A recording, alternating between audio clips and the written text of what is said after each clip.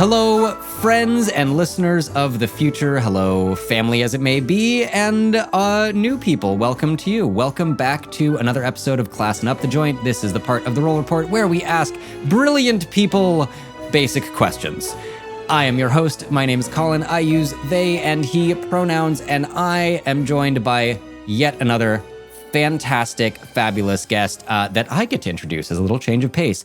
I am being joined by CHRIS Hutton, the journalist and owner of TTRPG Insider, spending days covering and speaking with folks leading or changing the TTRPG industry, from D&D creators to indie publishers, with over a decade of journalistic experience covering all sorts of things, but we're going to talk about games. Chris, welcome to the show. Thank you so much for joining us. Thank you for having me. It is genuinely my pleasure. I am so excited to dive into all the things with you. And the thing that I'm going to ask, which is what I've asked almost everyone, when did this journey kind of start for you? And more specifically, like when did TTRPGs, whether it was D&D or something else, when did they grab you and sink their little hoofs? Hoofs? Claws? Teeth? Appendages. If we can have hoofs with hooks now. I'm going to create a monster out of that for a future campaign. That'll be fine. But no, I got into Dungeons and Dragons probably around 2015, 2016. I had friends at church who invited me to play in their homebrew game. It was got hooked. Unfortunately, my first character may or may not have died preemptively due to not understanding that the players may or may not have sent a werewolf to help break me out. I didn't know that. And may or may not have died. So it's a great way to start out a hobby like this. But from there, eventually leaned into DMing and have been doing it on and off throughout the years, particularly getting more focused on it with friends and family around COVID-19, as I found a lot of folks had done so. It was just such a common experience. That does seem to be a kind of marking in many people's history. Everyone I talk to, it's I got super into it at right when we were all stuck in quarantine. It's fascinating. But from there, I've just been running games as well. And alongside reporting now, I also work as a professional GM with a company called Polyhedra, kind of running games for other people, but otherwise just generally been playing games. Coming up on nearly a decade, it feels like, which makes me feel amazing. Old. Quick aside, Uriah, when you listen to this might need to be cut. You're sounding a little robot in my headphones, but if you're sounding fine on your end, I think it's something weird about Audacity and Zoom and a mic. So if it sounds good to you, then I'm pretty confident it's going to just sound good. You sound fine. Okay. So I'm hearing you as like a little bit doubled in my headphones, but I don't know that that's actually a problem. Because it's good. We'll have to play around with it. Hopefully my audio can adjust for that, and maybe it's just a recording issue. But good to know. At the very least, you sound fine on my end. Okay, fantastic. Worst case scenario, we'll talk again if we need to figure it out. Great. Okay. And cutting back in, Uriah, whenever you listen to this in the future. I feel like I want to ask a little bit more about sending the werewolf to help you and how that led to the PC death, if we can take a 1-minute tangent into that story. So I think I was playing a drow cleric because I didn't know anything. Basically, I think my character, because they were a drow, and my GM was leaning into the aspect of people are discriminatory towards drow because they are not good people, was thought to be behind, I think, a curse, so they put them in jail. I had to skip a session for whatever reason. It might have been that. And then the moment I come back, my player's in jail. Suddenly things are getting broken out. I decide, hey, I'm going to break out. I should go put my armor on. And the decision to put my armor on, it unfortunately gave the werewolf enough time to find me and kill me. Oh, because if you remember, armor, at least in 2014 5e, takes, especially if it's because it's a cleric, medium armor takes a good 1 to 10 minutes. Which I, as a new player who knew nothing, did not realize that. I was like, I really need armor. I really need armor, guys. And You're like, it's like any game. You put the armor in your inventory and it appears on, right? Yes, and unfortunately, I was like, I really need to do this, and then suddenly, okay, I'm dead. That's fine. Which, early death. We all have them. Yeah, 100%. Well, I I can only assume the next character and the next many characters continue to improve. And clearly you've never stopped playing, so it was not discouraging at that time. Much to my parents' chagrin. Fair enough. Well then, leaping to more modern life, can you, before we dive into the news and the things that we are excited about talking about, because we have some very timely things to discuss, can you give me kind of the brief history of TTRPG Insider and sort of how you started with that and how it's grown to what it is today? Absolutely. So TTRPG Insider is currently we publish 3 times a week, primarily interviewing a lot of creators and covering various news and elements. I've been probably publishing it for about a year or so now, but we've kind of doubled down with focusing on creating unique and digging into like really meaningful and interesting reporting, especially around those who are creating new games or coming up with interesting concepts or things that are related to the social, political, cultural, and technological aspects of the industry. Because I really started it out of a desire to basically, without short of it, I was laid off from a former position, wanted to do something that felt a little bit more myself, and I saw the work of amazing people like Polygon, the people at Rascal, Christian Hoffer, who used to work with comicbook.com, covering D&D, and then also in the wake of the OGL of realizing there's a larger ecosystem of stories there, but they're not really being told. Most people are like, let's just write about the newest class, and that's fine, that's okay content, but I wanted to tell more interesting stories and thought this was an opportunity to kind of try to make my own thing. And so I've been trying to bring my own objective experience as both a reporter who's actually like talked to people in Congress, covered Supreme Court, to bring those experiences and turn them into meaningful, interesting stories with hopefully a critical lens, as well as just helping people to get their interesting products in front of more people, just to help the industry, because there's like a lot of things that are going on, but most people don't know or don't care, and that's okay. So we kind of want to help to expand knowledge both within D&D, but also all of the other indie and major publishers as well. Yeah. I love it. I think what I have noticed as I've dived more in, we're reaching this point of oversaturation in this way that it is possible for anyone to make a podcast, make a new game, dip their toes into all of these waters. And so trying to find ways to shine light on all of that, I think, is like really important. Because obviously almost all of us know what's going on with Wizards and whatever crap they're trying to pull with D&D, but who's saying things, who knows about all of the many, many, many indie publishers and small publishers and people that are just trying to like get their thing in front of eyes. Exactly. There's perfectly fine with the influencer economy. We're in this weird point where most Americans, I think the most general public, they look to influencers and those types for their news. And the same is exactly true in particularly a hobby-focused like D&D.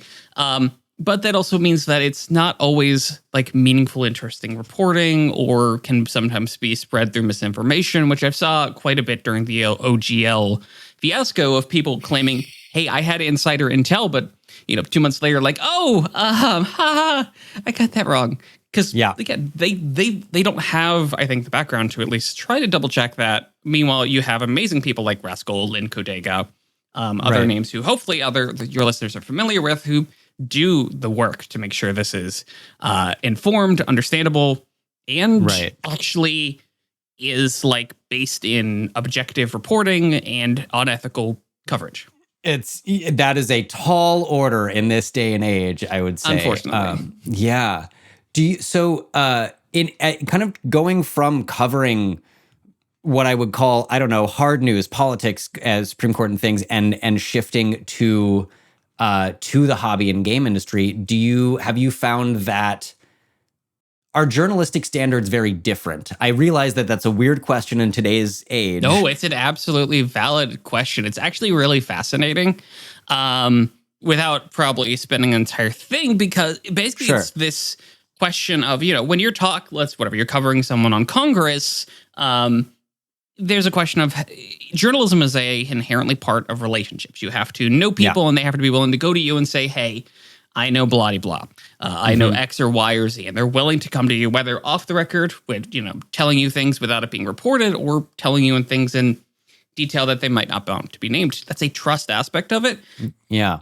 The TTRPGs and a lot of gaming, this is true of video gaming too, is you have to, the publisher has to be like, we know you, we trust you, we'll know you'll do us good. And the publishers have to make a decision of like, do we want to work with them, or do we know like, hey, they've written stuff about us that we don't like, so we will withdraw coverage. Sure. And it creates this complicated ecosystem of, do we cooperate with them, or do we just do objective?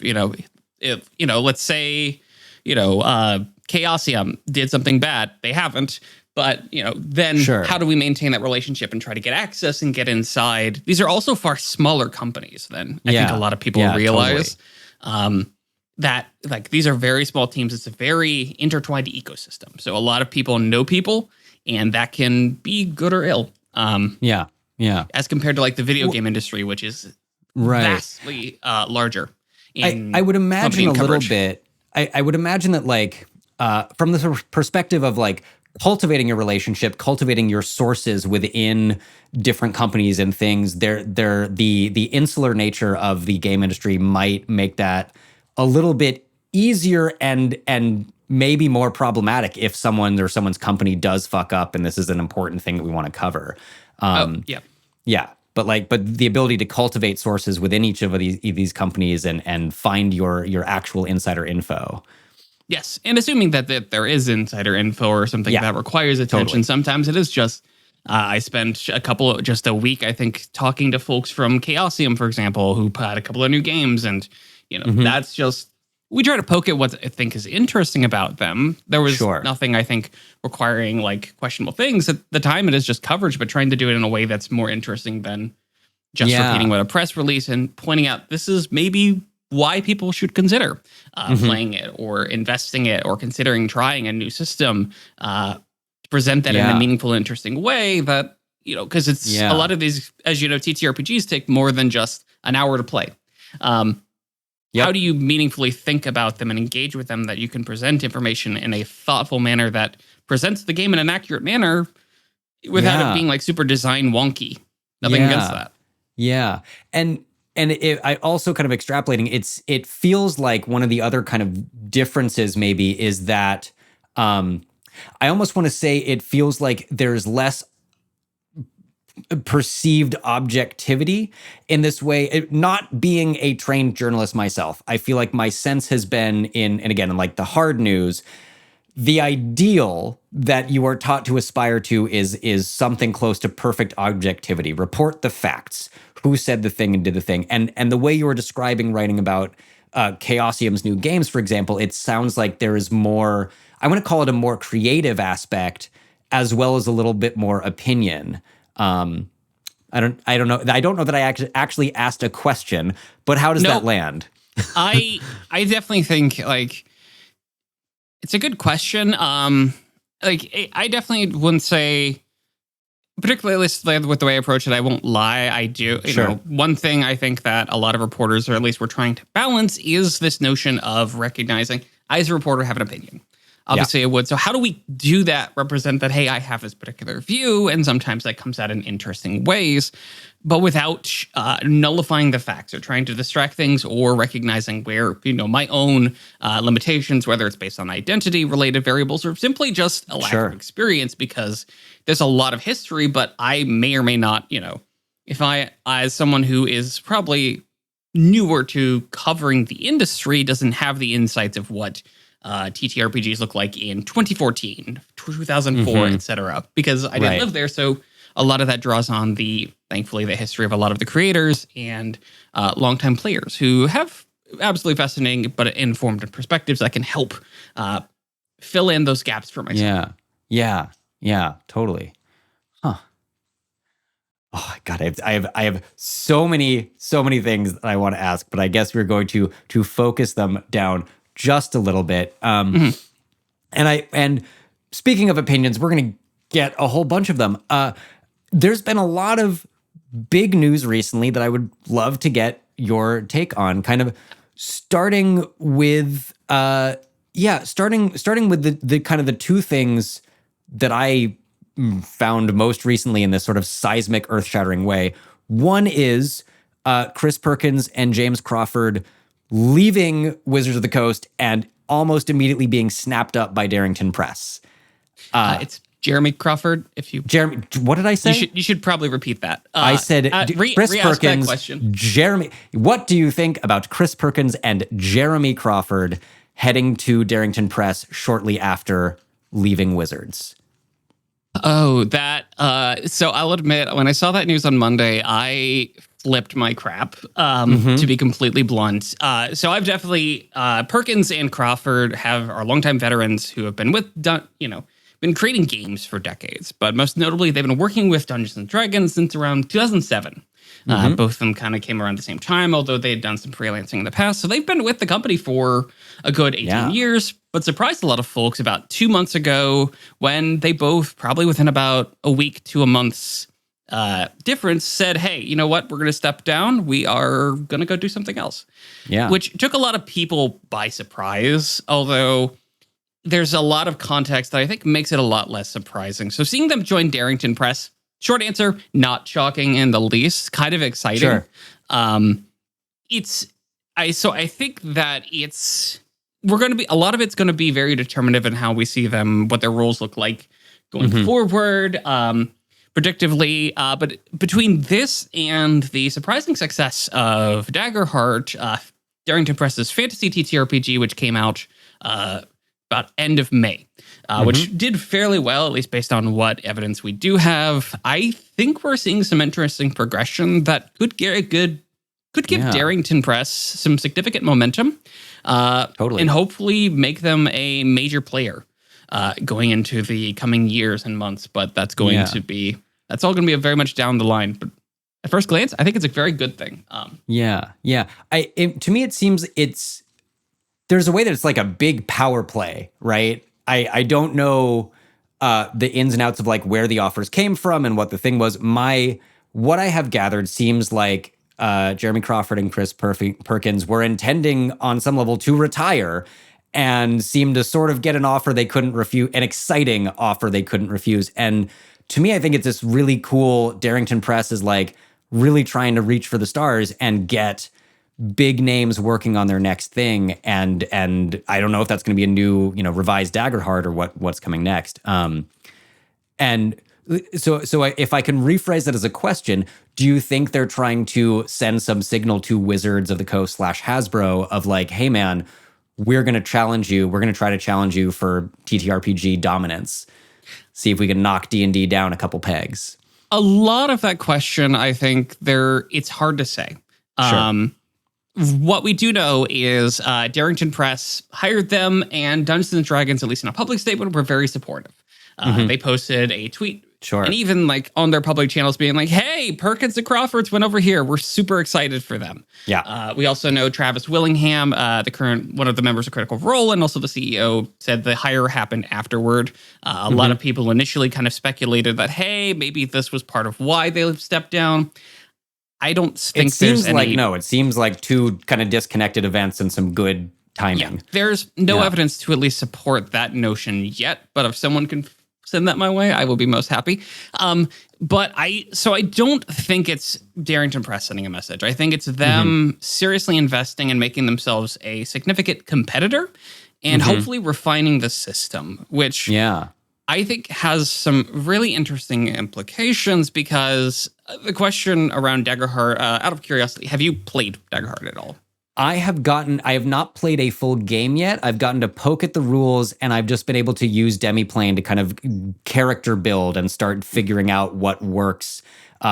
It works for me to kind of like look at the character build and how that thing works and see like, I see where the stats are and what you're trying to do. But I haven't actually been able to play yet. I'm very excited to hopefully. But at least first glance, like it's hard to deny that it looks very D&D like. Yes. And that's where I think there's this interesting quandary of, is Darrington Press trying to turn Daggerheart into something more D&D like, or are they trying to distinguish itself? Perkins and Crawford do have a history of working on non-D&D games. They actually, I think, worked on one of the older Star Wars RPGs, for example. So But like, is that going to be their main focus? Are they also going to try to figure out how to make Candle Obscura more interesting, more relevant? Are there other projects? They still have the For the Queen property that they are trying to make a bigger deal. There's a lot of questions about what their work is doing, and they've definitely been close-lipped about that, other than they want to bring in new designers, expand new projects, and try to make things a little bit better. Yeah. All of which are admirable goals, and I'm like really excited to see. I have the kind of anti-capitalist view and antagonism innately towards Hasbro and Wizards.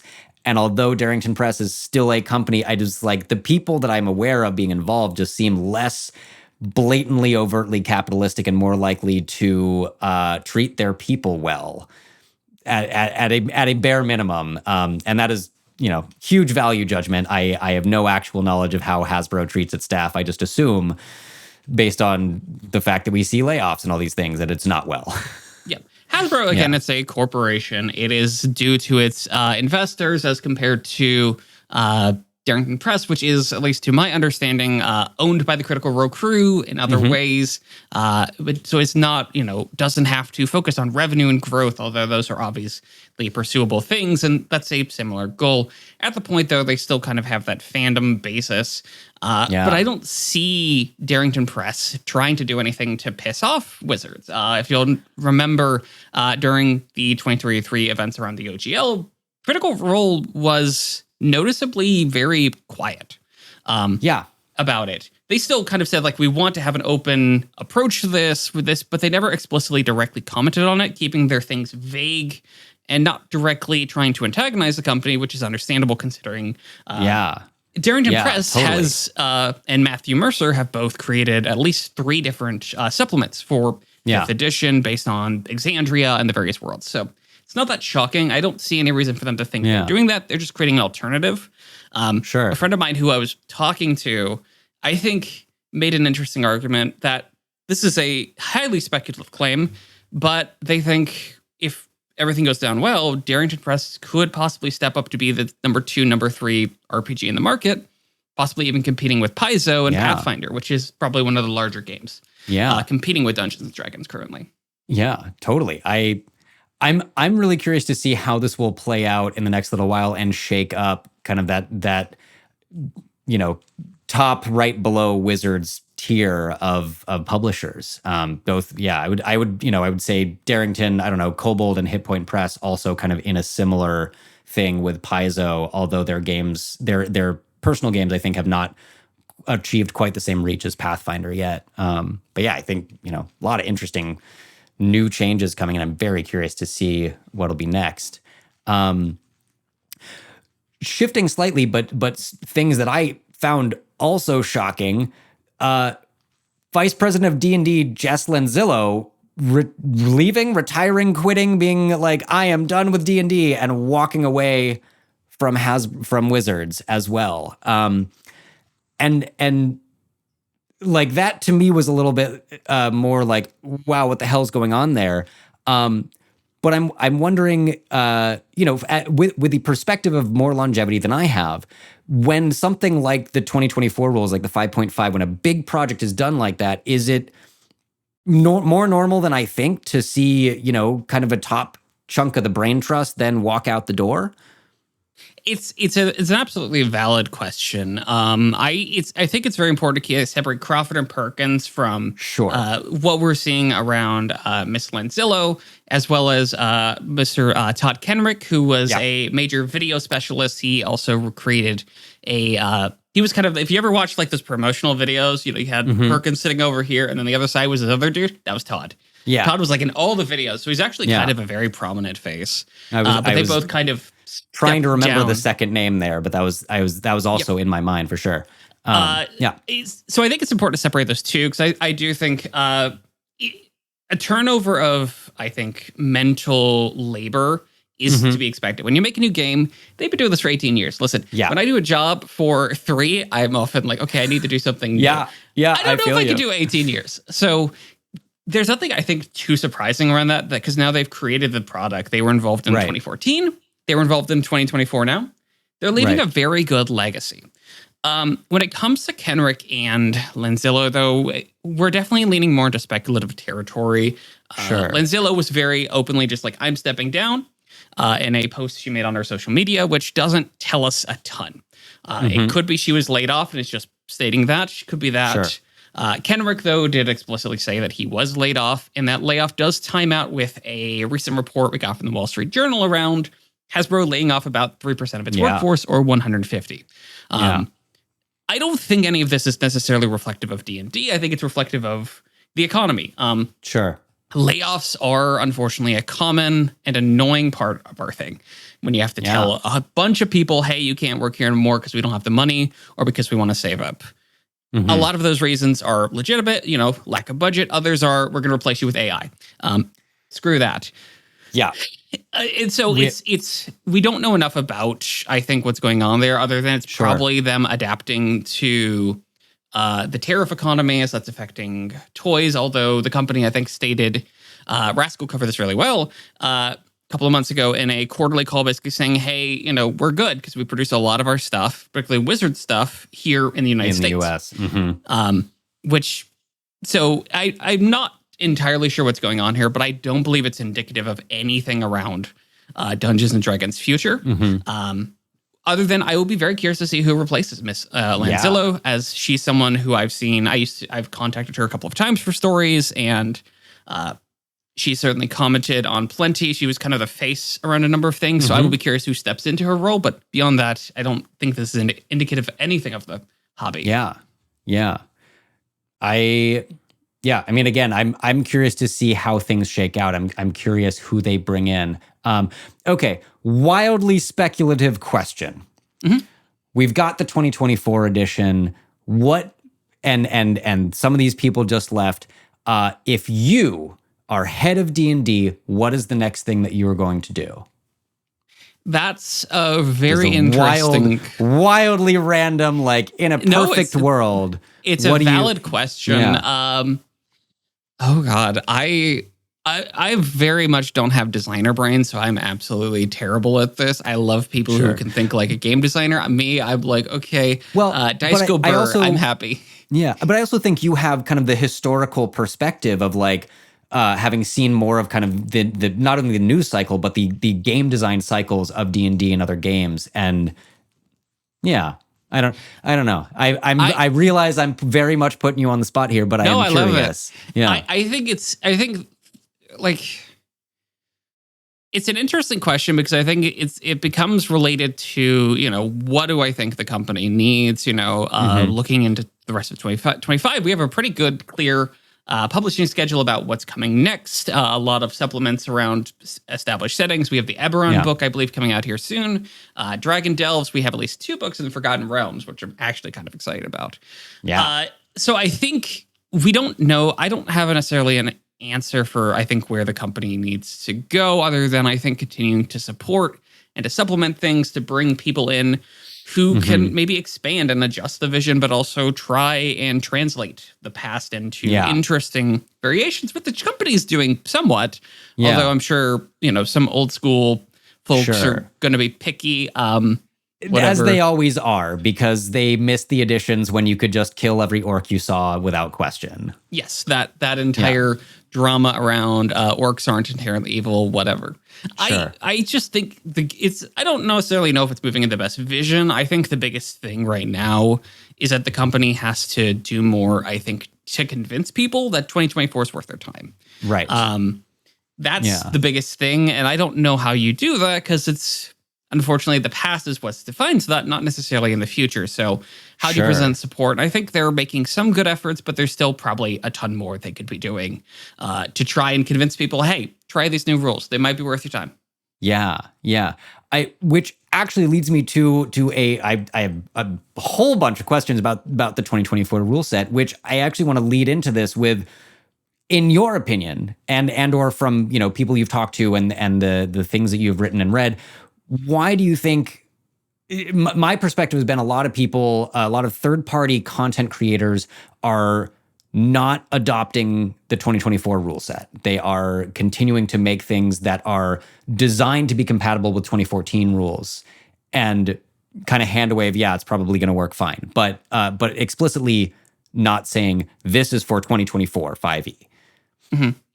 No, I've actually, I've gotten to talk to some designers about this in particular detail, which has been very interesting. We asked that question of which one is more worth it. I think part of it is a lot of designers, everyone has their own taste. They like this particular aspect of the game. They like that. A lot of it comes down to personal taste, but the other aspect is market demand. Are we seeing enough customers who are willing to shift over? And while Dungeons and Dragons or Wizards of the Coast is happy to say, hey, we have the most sales.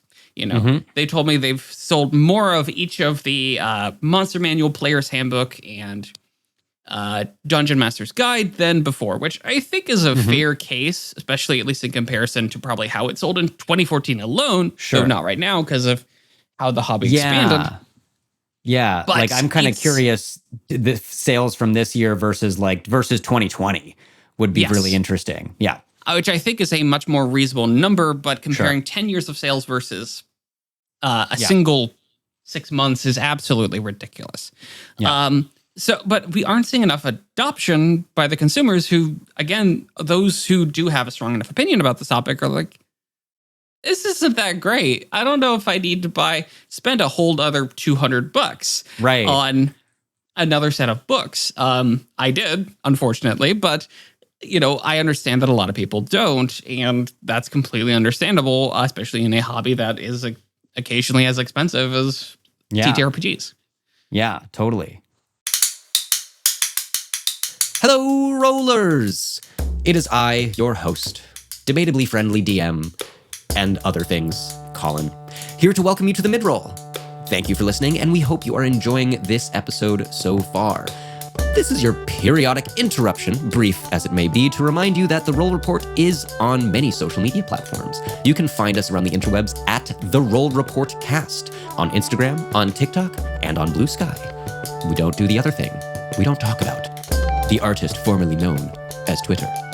But you can follow us there for news and announcements, special clips from the interviews you may not have seen, and learn about who we're going to interview next. Because if you are very intrigued and curious about upcoming interview guests, if you head on over to patreon.com/therollreport and give us a single $1, you can submit questions for our interviews, and only you and only our other supporters on Patreon will hear the answers. That's right, special Patreon-only Q&As with interview guests if you support us there and if you send us questions.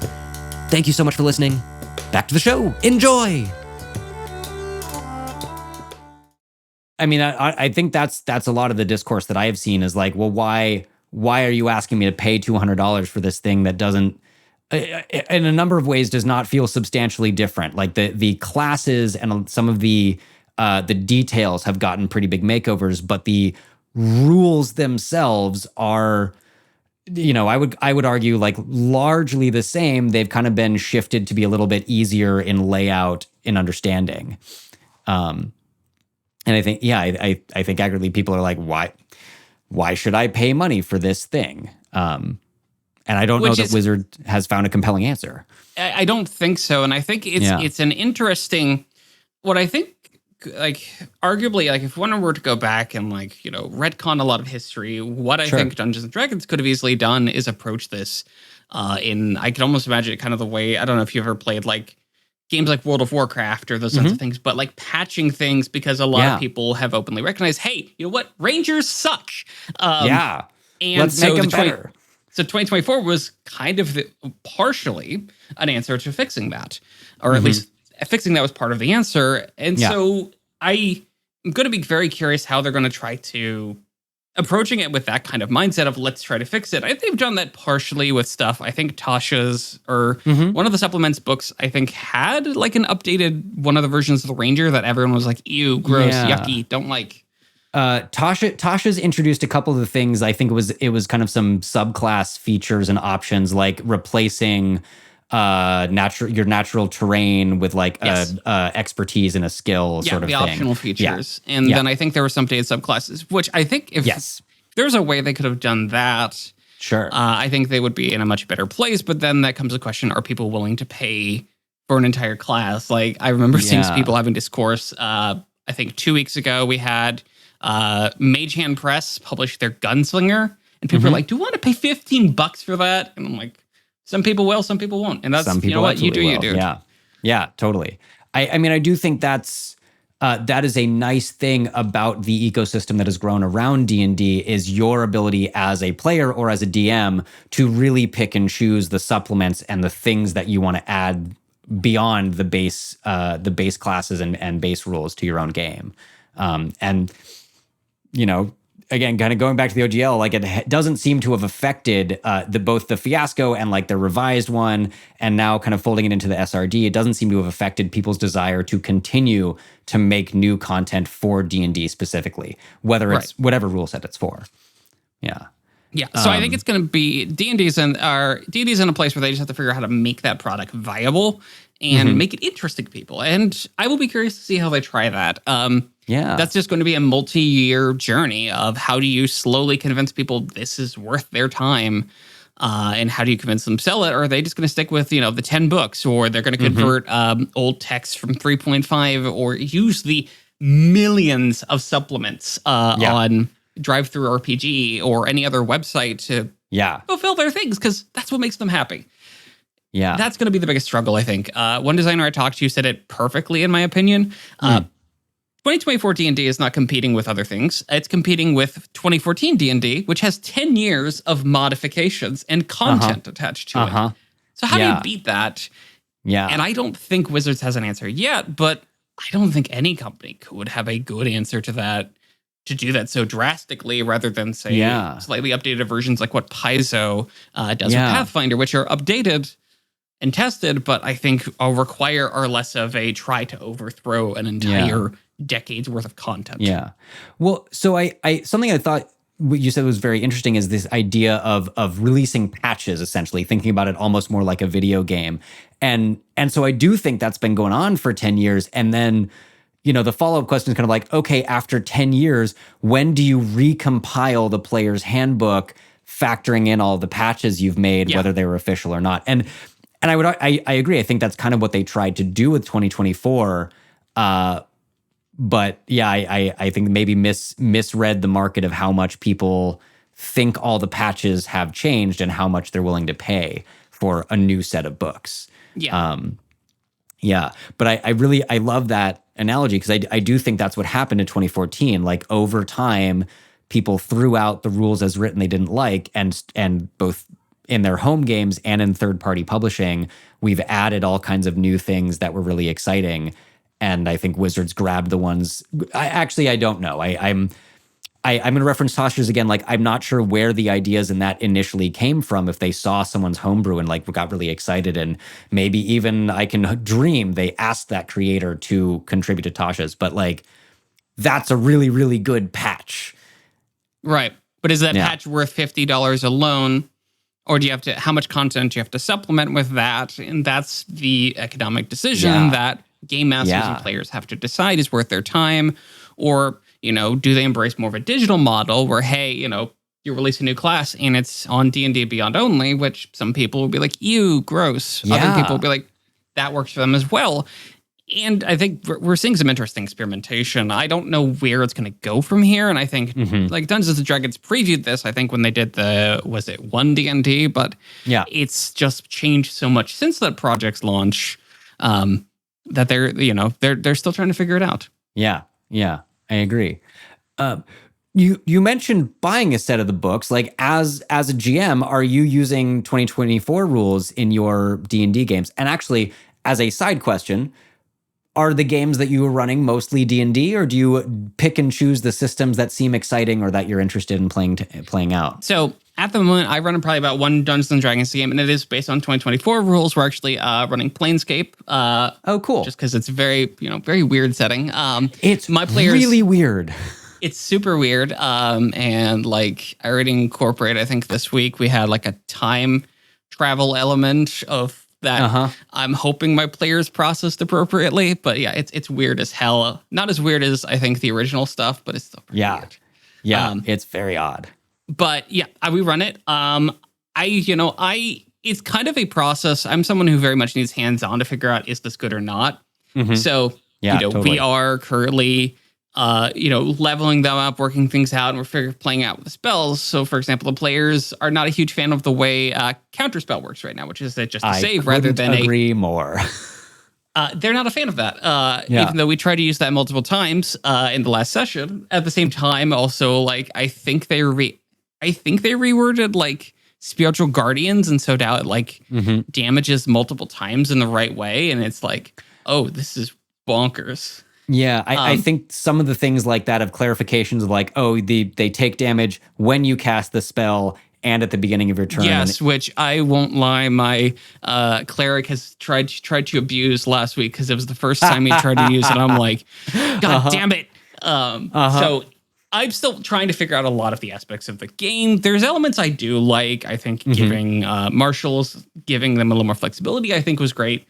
Other stuff, I'm like, okay. But like overall, I am not someone who is excessively nitpicky about the rules. I will roll with them. As long as the table, if I say no and the table doesn't complain, my word is law, in short. Yeah, totally.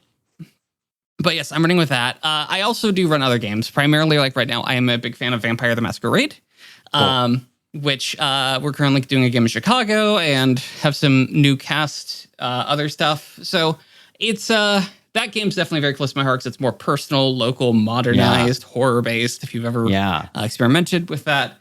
Those are probably the two main games I have time to run with. There's multiple other systems I would delight and love to try. But those are the two that take my primary focus. Yeah. So since you mentioned it, how do you feel about new Counterspell? I think it's an interesting test because it kind of helps you avoid the Mexican standoff of the old version where I counterspell with a bigger bullet. Yeah. Which got really bonkers at times. I think it was more interesting from a character fantasy element of I'm a hero and just go nuh-uh. Yeah. Which I think at times is interesting, but adding a constitution saving throw gives you some interesting benefits for characters like wizards to not be low con. Yeah. So that, they don't get completely screwed over and perhaps offers some unspoken implied implications for how the spell counterspells, like you're causing them pain or something, and that's what's causing it. I think I don't mind it as much. Okay. No, I do understand why people are kind of like, no, I kind of like that. Nuh-uh. But I think it has some fun implications. Yeah. No, I appreciate the perspective. Like for me, the big thing that I like less is that it removes incentive to upcast your counterspell since it doesn't actually matter. And the other part is like, most of the time when I counterspell, I'm counterspelling something my DM is doing, which means I'm asking my DM to roll more dice when in fact I would like to roll that spellcasting check to see if I succeed or not, kind of thing. But I don't disagree with you at all, and I really appreciate hearing another side of it. I think I've kind of only talked to people that feel similarly to me, like, fuck this new counterspell, why did this happen? And I love hearing someone that's saying like, no, actually there's reasons for it, and I if nothing else, I don't hate it. I kind of like it,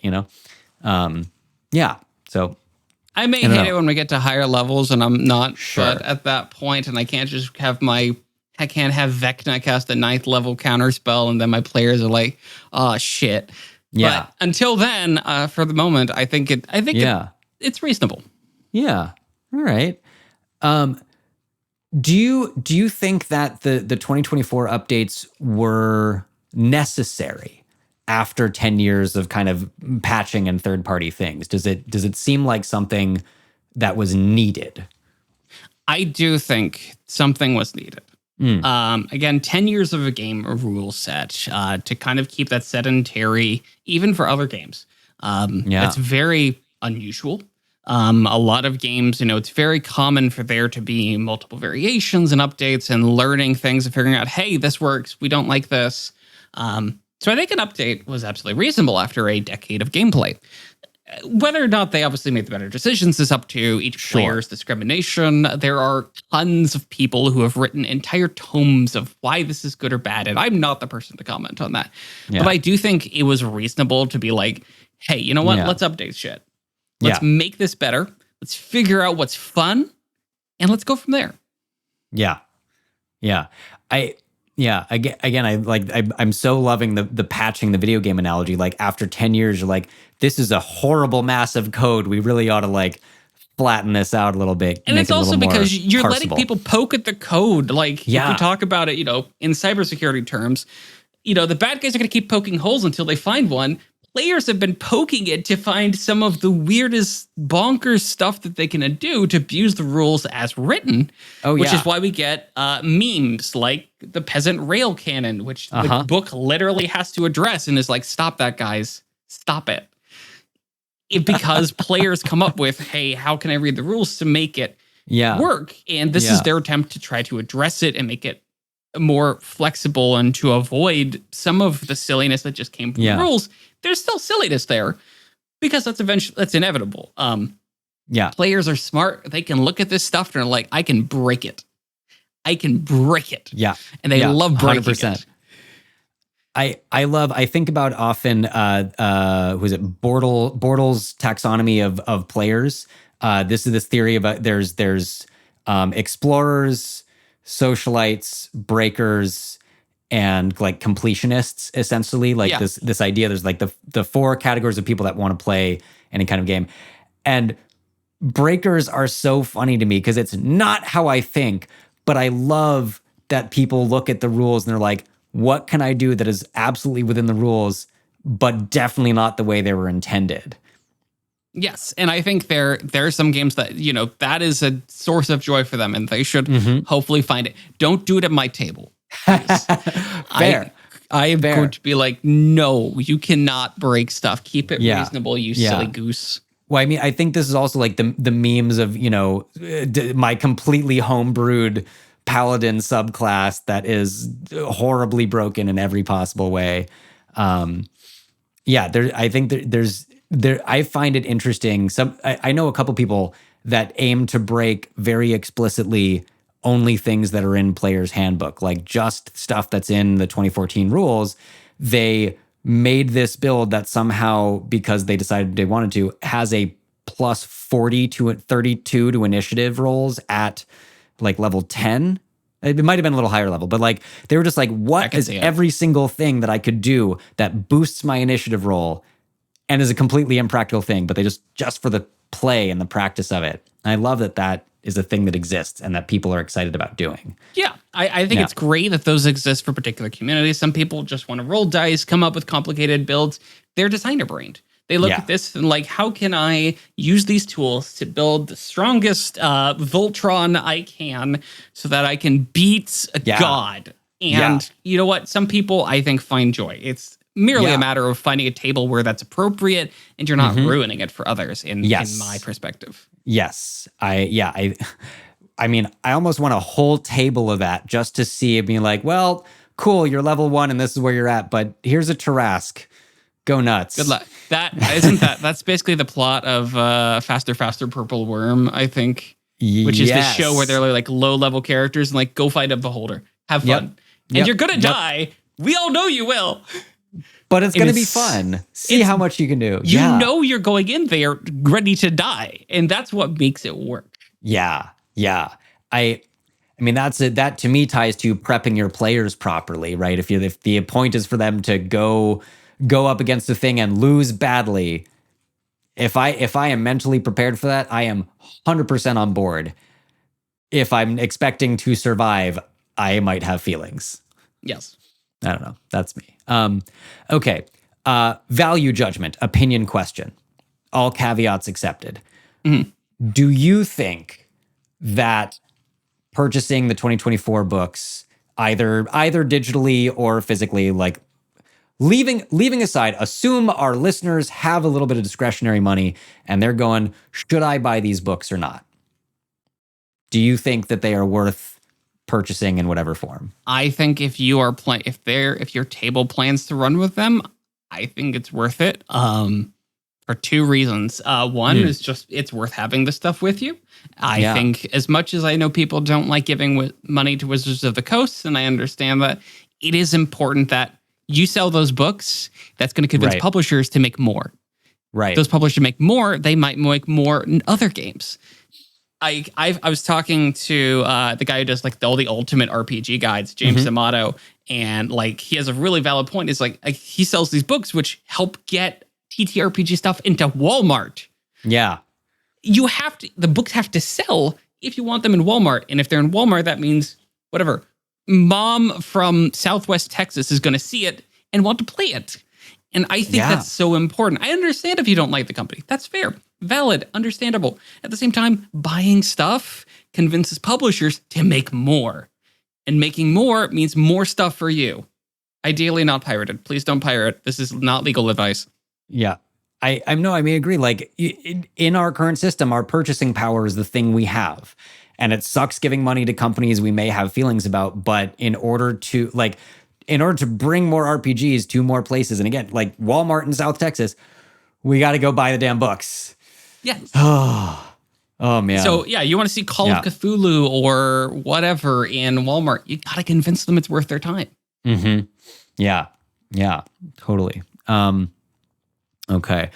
I'm going to flag for our listeners. I'm going to ask a political question. If you don't want to hear us talk about politics as it relates to the RPG space, you can skip forward a little bit. But again, with the perspective of many years of history as a journalist and covering things on multiple sides, I want to ask the question of what are you seeing as the effect of Trump tariffs on the gaming industry and people that you're talking to and having these kind of conversations with?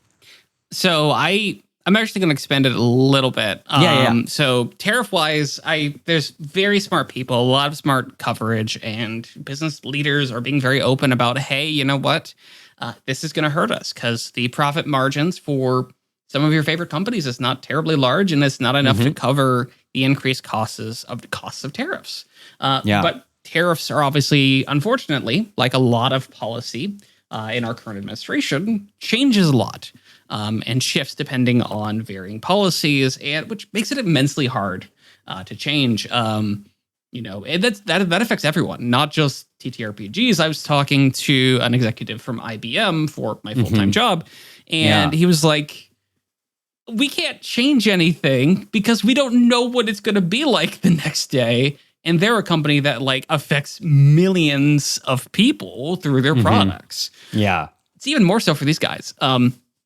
And so I think that is unfortunately, they're in a very dangerous spot. I think what I'm going to be the most curious about is how TTRPGs adapt. So you can either give in and say, hey, I'm going to close. And unfortunately, companies are going to close. They already have. Yeah. Or they're going to have to make cuts. In the board gaming industry, I believe, is it Flat River Group already said like, hey, we got to cut back on some stuff. Others have made layoffs. These are expected. But at the same time, how are these companies going to adapt? Going back a couple of months, I talked to this company, Quasi Real Publishing. Fascinating. They basically make a D&D alternative. Your results may vary, but one thing he was like, he had a bunch of Kickstarter campaign content that was held back by the tariffs. So he decided, hey, you know what? I'm going to go raise some funds through a digital Kickstarter to kind of help cover those costs, provide you guys medium. And they came up with a lot of things that were very critical of what they described as public tyrants or reflecting on the fires in California, which was fascinating.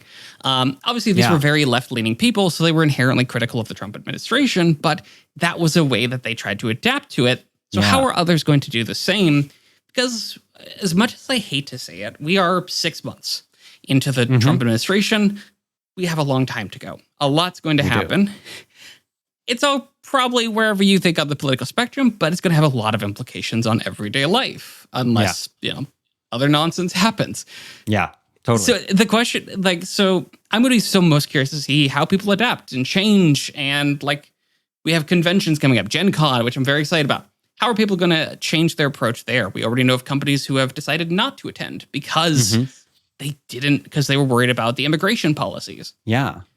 Whether or not a game designer is going to be on the radar of the immigration is debatable, but it's an understandable and valid concern, especially if they are critical of these sorts of administrations, because they just don't want to risk it. And I can't blame them. So there's a lot that's going to be happening. Politics and gaming, as much as people probably don't want them, they do intertwine and affect each other economically, and both with especially how identity is expressed, which is why you see a lot of designers and others who all identify as LGBT. Yeah. Yeah. And you know, I think I've seen a fair number of them going like, I'm really seriously looking at moving to Canada and what's that's going to take, you know? I think that's, again, I appreciate the perspective of someone who's going, this is here. How do we adapt to it? That's the question, not what do we do about it right now? But looking to the future. What do you adapt as well? I know Rascal had some great reporting around. Yeah. I think the COO of Cephalofair, they make the Gloomhaven games, which are phenomenal. They literally went out there and was like, hey, Congress, what the hell, guys? But unfortunately, Congress is not doing a lot. They really, really are. And even less than usual, which is like they have massive problems about their productivity without getting into too much of the political logistics. Sure. But even the current term is just kind of very slow to act on both sides of the party, whether Democrats or Republicans, and they're not doing a lot that can actually meaningfully hold back or affect its legislative powers.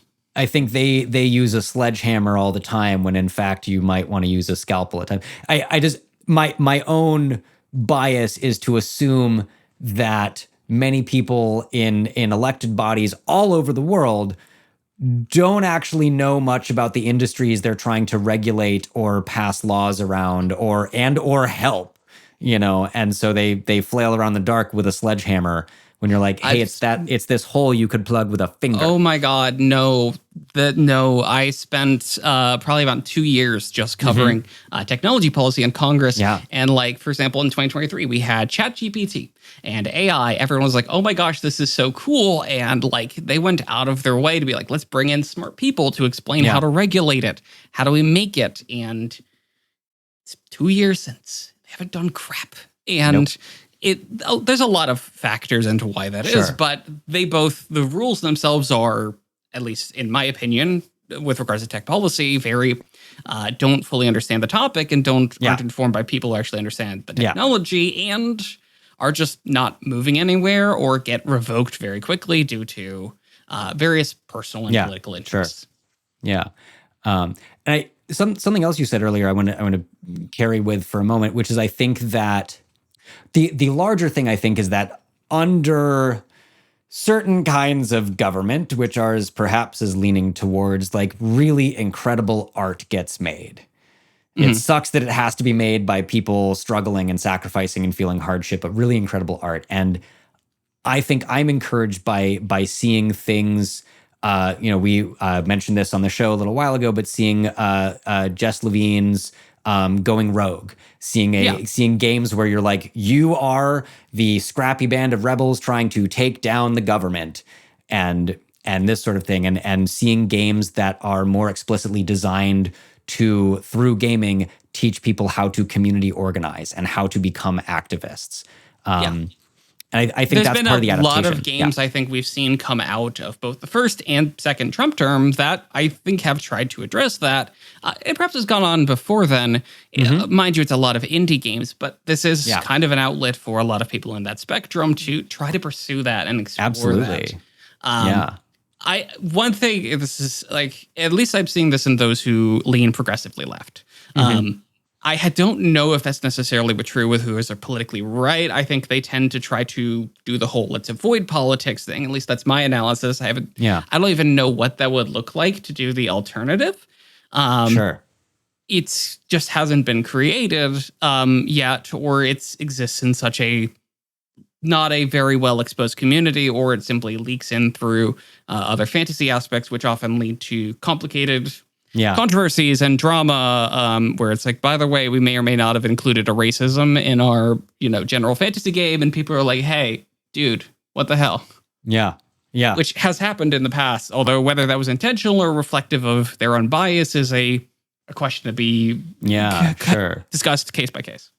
I mean, relative to D&D, it's something that I've talked about with a number of people who are much smarter and more researched than I am. And the thing that that I come back to is this: not only did D&D kind of start with this like racism or speciesism against orcs and goblins and who your traditional enemies are, and dwarves debatably being Jewish caricatures, but also the thing that I keep coming to is Gary's biological determinism, and saying if you're playing a female character, your strength score can never be over a 16. And like this was baked into early rule sets.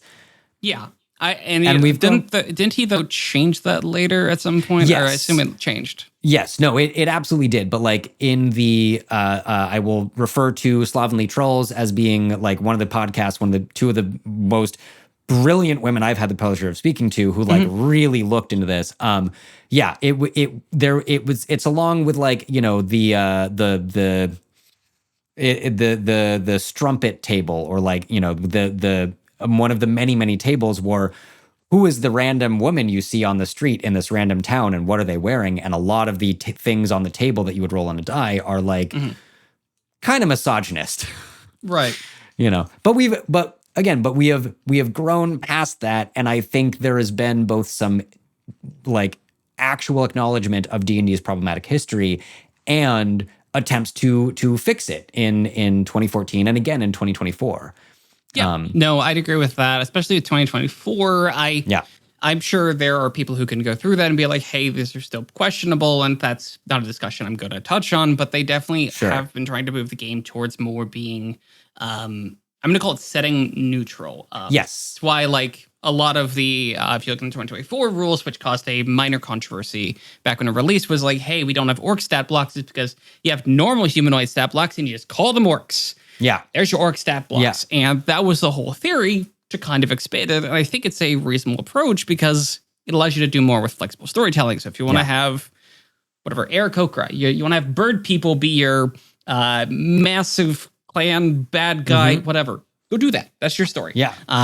Or if you want to have your humanoid halflings. stat block, and you call it the thing that it is. Yes. Yeah. And I think that was just an intentional design choice because I realized this is a larger cultural artifact that people are using to tell a ton of stories. And so it allows them to kind of, it strips it of value, but I think that was the intention because it's more than just for old school gamers, new school gamers. It's for a lot of people. And they're really trying to lean into that, especially with the upcoming starter kit. They're just trying to make it easy for you to go play this game.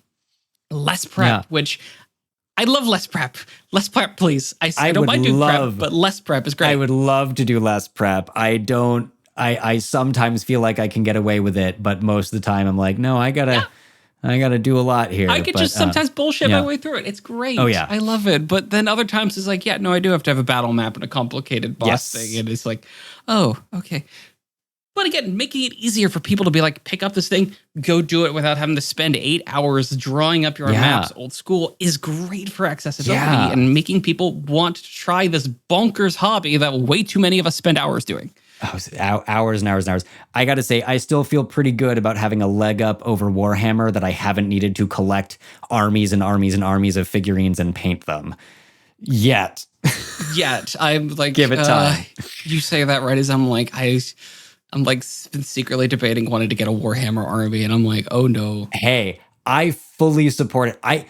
The thing that to take this tangent, like the thing that I love is how in-depth and detailed the lore of it is, the stories of it are. Yes. And that you are highly encouraged to create stories for your army and each individual unit in your army, and they will, like, that's the way the campaign is run.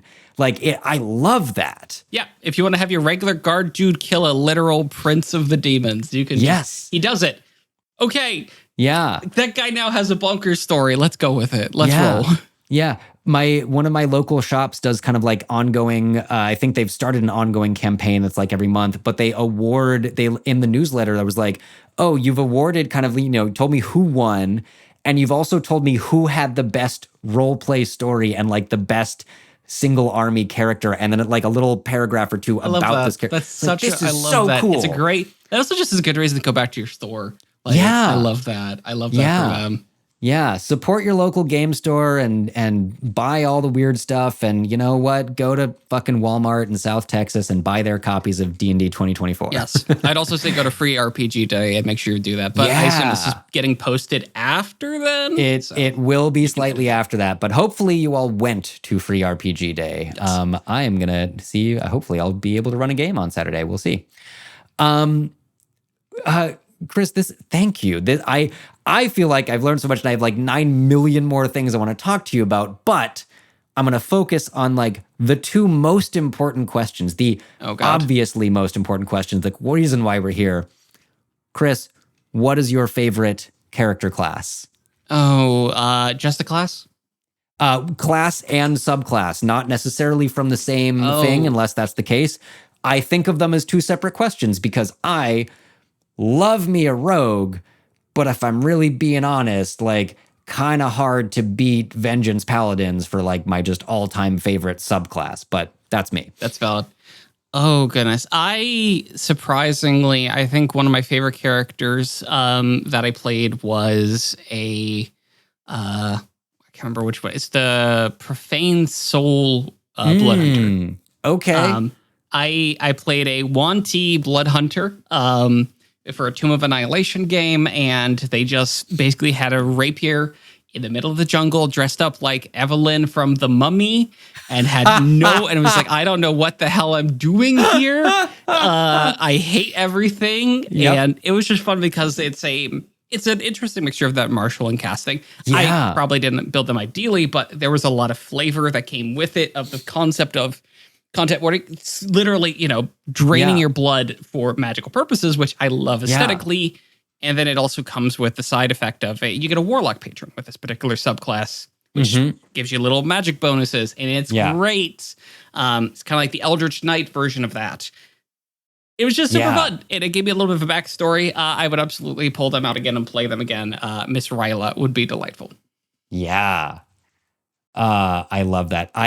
This interesting thing, Blood Hunter is one of the things that I have so far adamantly never played because all of my friends play them as these like super edgelord things that just are off-putting when I think of the characters that I want to play. Valid. And they don't need to be. It's funny. I think I've talked about this before. Like the way they're written. It does seem like Matt Mercer was like, go be an edgelord. This is your edgelord. You're literally supposed to be the Witcher. I don't know what you expect. And everyone's just like, yeah, I'm going to go be the Witcher. Let's go. Yeah. But I think there's still, I don't know, players and GMs are creative enough to find a way to have a non-edgelord blood hunter if they wanted to. Minus the self-harm that has to happen in order for your magic to work, Yes. Yeah. Wow, great answer. I think I'm like looking back because I've been tracking this. I think possibly the first blood hunter that has been mentioned on the show as favorite. I take it back. I take one of it back. Connie Chung told me that one of their favorite subclasses was a homebrewed hemomancy blood hunter from one of the first arcs of Transplanar RPG. Ooh, yeah. But yeah, you are in great company, I would say. Oh, good. Yeah. Amazing. Again, I have 9 million more questions and we don't have a million more hours. Chris, thank you so much for joining me. I really appreciate the sharing your perspective and deep knowledge from all these years and answering all of my very opinionated questions that I'm offering. I'm happy to do so again. And if people want to check out TTRPG Insider, you just need to look it up on Google or ttrpginsider.news is the website. We're always happy to get new subscribers.